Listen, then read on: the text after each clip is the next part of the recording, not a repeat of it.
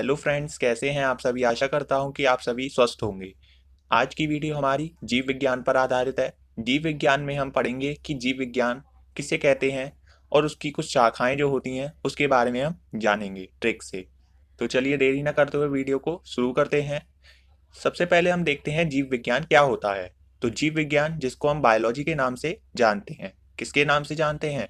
Biology के नाम से जानते हैं। किसको? जीव विज्ञान को।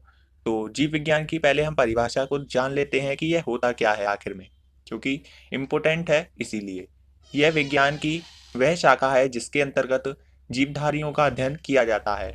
बायोलॉजी शब्द दो शब्दों से मिलकर बना है। कौन कौन से हैं वो दो शब्द? पहला है बायो और दूसरा है लोगोस। इसमें बायो का क्या अर्थ होता है ये देख लेते हैं, और लोगोस का अर्थ क्या होता है इसे भी हम जान लेते हैं। तो बायोस का अर्थ होता है जीवन यानी कि लाइफ, और लोगोस का अर्थ क्या होता है? अध्ययन यानी कि स्टडी। जीवन का अध्ययन करना ही क्या कहलाता है? बायोलॉजी यानी कि जीव विज्ञान कहलाता है। जीव विज्ञान शब्द का प्रयोग किसने किया था सबसे पहले? आखिर में हम इसे भी जान लेते हैं। तो जीव विज्ञान शब्द का प्रयोग सर्वप्रथम लेमार्क ने किया था। कहाँ के लेमार्क रहने वाले थे? फ्रांस के रहने वाले थे। और दूसरे वैज्ञानिक का नाम क्या था? ट्रेवरिनेनस, जो कि कहाँ के रहने वाले थे? जर्मनी के रहने वाले थे। इन दोनों ने 1801 में जीव विज्ञान शब्द का प्रयोग सर्वप्रथम किया था।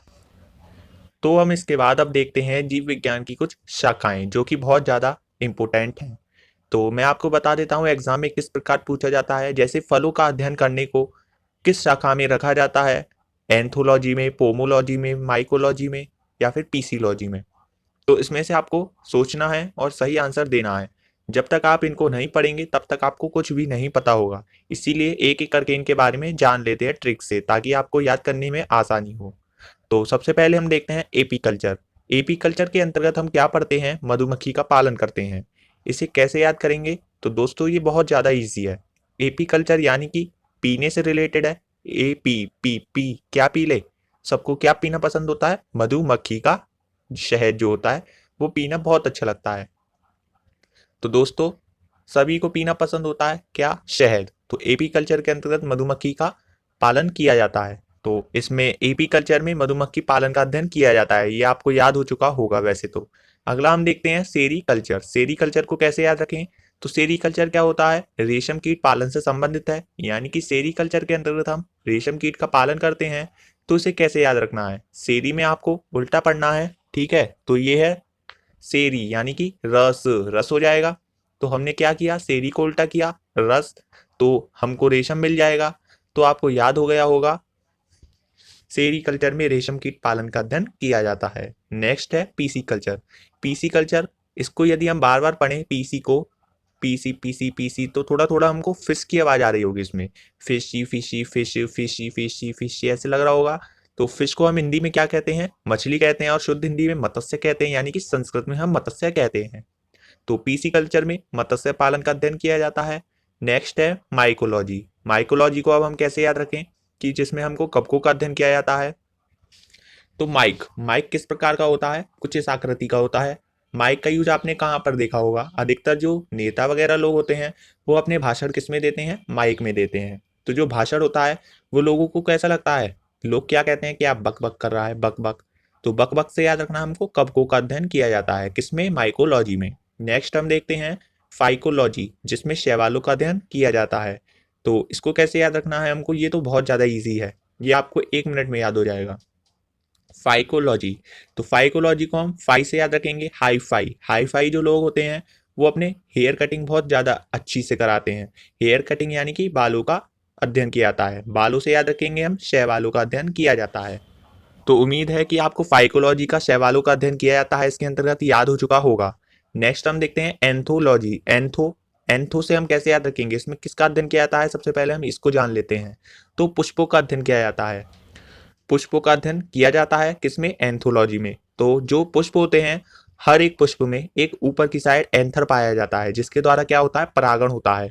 आप अगर बायोलॉजी के स्टूडेंट्स होंगे तो आप इसको आसानी से समझ पाए होंगे, और आपने जाना भी होगा कि जो हमारे पुष्प होते हैं उसमें ऊपर की साइड क्या लगा होता है? एक एंथर लगा होता है, जिसके द्वारा क्या होता है? परागण होता है। तो एंथर से एंथोलॉजी याद रखेंगे, और जिसमें किसका अध्ययन किया जाता है? पुष्पों का अध्ययन किया जाता है। नेक्स्ट है पोमोलॉजी, जिसमें फलों का अध्ययन किया जाता है। इसको कैसे याद रखना है हमें? पोमोलॉजी के अंतर्गत क्या है दोस्तों, तो फलों का अध्ययन किया जाता है, ये आप सभी जान चुके होंगे। तो इसे हमें कैसे याद रखना है, सबसे पहले पोमोलॉजी, तो आपको पता ही होगा पोमोग्रेनेट ये क्या होता है, यह एक फ्रूट्स होता है। क्या होता है, यह एक फल होता है। तो बस फल से ही याद रखेंगे। पोमोग्रेनेट क्या है, एक फल है, तो यहाँ पर भी फलों का ही अध्ययन किया जाता है। तो बस ठीक है, फलों का अध्ययन समझ गए ना आप। नेक्स्ट हम देखते हैं आर्निथियोलॉजी। इसमें किसका अध्ययन किया जाता है, पक्षियों का। तो आर्निथो से हम कैसे याद रखेंगे, तो इसे हम कन्वर्ट कैसे करना है, ओर्निथो मोरनीथो, ओर्निथो मोरनीथो। ये ओर्निथो मोरनीथो जैसा लग रहा है ना आपको, तो मोरनी क्या है, एक पक्षी का नाम है, तो इसमें पक्षियों का अध्ययन किया जाता है। नेक्स्ट है इक्थियोलॉजी। इक्थियोलॉजी यानी कि थियो, एक एक करके थियो यानी कि ध्यो। थियो से आप याद रखेंगे धो, यानी कि एक एक करके धो, किसको, मछलियों को। क्यों, क्योंकि मछलियों में कांटे पाए जाते हैं। अगर हम उसको कच्चा खा जाएंगे यानी कि बिना कांटे के निकाल के खा जाएंगे तो ये हमारे चुभन महसूस करेंगे। इसीलिए एक थियो यानी कि एक एक करके थियो यानी कि धो। तो मछलियों का अध्ययन किस में किया जाता है, इक्थियोलॉजी में किया जाता है। नेक्स्ट हम देखते हैं एंटोमोलॉजी, जिसमें हम किसका अध्ययन करते हैं, कीटों का अध्ययन करते हैं। इसको कैसे याद रखना है, तो एंटो, एंट एंट याद रखें, एंटो से एंट, एंट माने चींटी होती है। तो चींटी क्या है, एक कीट है। तो कीटों का अध्ययन किसमें किया था है, एंटोमोलॉजी में। आशा करता हूं इसे भी आप याद अच्छे से कर चुके होंगे। नेक्स्ट है डेंड्रोलॉजी, जिसमें क्या याद किया जाता है, अध्ययन किया जाता है, वृक्षों एवं झाड़ियों का अध्ययन किया जाता है। तो डेंड्रोलॉजी, डेंड्रो से याद रखेंगे डंडा, डेंड्रो डंडा। तो डंडा किस में लगा होता है, वृक्षों में और झाड़ियों में लगा होता है, ये आप सभी को पता ही होगा। तो डेंड्रोलॉजी से हम क्या याद रखेंगे, वृक्षों एवं झाड़ियों का अध्ययन किया जाता है। नेक्स्ट हम देखते हैं ऑफियोलॉजी, जिसमें किसका अध्ययन किया जाता है, सर्पों का अध्ययन किया जाता है। तो ऑफियो, फी फी फी जो सांप होते हैं वो क्या करते हैं, फिश फिश करते हैं ना वो। तो ऑफियोलॉजी से हम याद रखेंगे, सर्पों का अध्ययन किया जाता है। नेक्स्ट हम देखते हैं सोरोलॉजी, ये तो बहुत ज्यादा इंपॉर्टेंट है। सोरोलॉजी, जिसमें हम किसका अध्ययन करते हैं, छिपकलियों का अध्ययन करते हैं। तो इसे कैसे याद रखना है हमको, तो सोरोलॉजी यानी कि सौरों से याद रखेंगे हम सिर, सिर पर अगर छिपकली गिर जाती है तो वो अशुभ माना जाता है।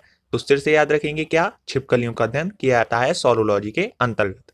नेक्स्ट हम देखते हैं और आखिरी है सिल्वी कल्चर, जिसमें क्या याद रखना है हमको, काष्ठी पेड़ों का संवर्धन, यानी कि इसमें काष्ठी पेड़ों का अध्ययन किया जाता है। इसको कैसे याद रखना है, सिल्वी बी, सिल्वी में हमको क्या देखना है, सेल, थोड़ा थोड़ा सेल जैसा लग रहा होगा आपको। तो सेल यानी कि बेचना, क्या बेचते हैं लोग बाग आजकल के जमाने में, काष्ठी पेड़, पेड़ों को बेचते हैं, लकड़ियों के, लकड़ियों का काम करने के लिए किसको बेचते हैं, पेड़ों का। तो इससे हम याद रखेंगे सिल्वी कल्चर में किसका अध्ययन किया जाता है, काष्ठी पेड़ों का अध्ययन किया जाता है। अब हम अरस्तु के बारे में जान लेते हैं कि जीव विज्ञान में अरस्तु का क्या योगदान था। तो जीव विज्ञान का एक क्रमबद्ध ज्ञान के रूप में विकास किसने किया था, प्रसिद्ध ग्रीक दार्शनिक अरस्तु ने। कौन सी सन में किया था, 384 से 322 के काल में किया था। किसने किया था, अरस्तु ने। ये बहुत ज्यादा इंपॉर्टेंट है। उन्होंने ही सबसे पहले पौधों एवं जंतुओं के जीवन के विभिन्न पक्षों के विषय में अपने विचार प्रकट किए थे। इसीलिए अरस्तु को जीव विज्ञान का जनक यानी कि फादर ऑफ बायोलॉजी भी कहते हैं। इन्हीं को ही जंतु विज्ञान के जनक के नाम से यानी फादर ऑफ जूलॉजी भी कहते हैं। इसको कहते हैं, अरस्तु को ही कहते हैं, क्योंकि इन्होंने ही सबसे पहले पौधों और जंतुओं के जीवन के विभिन्न पक्षों के विषय में अपने विचार प्रकट किए थे। तो मिलते हैं हम अगली वीडियो, और अगर आपने चैनल को अभी सब्सक्राइब नहीं किया है तो चैनल को सब्सक्राइब कर लीजिएगा ऐसी वीडियो देखने के लिए। और वीडियो पसंद आई हो तो वीडियो को लाइक कीजिए और शेयर कीजिए।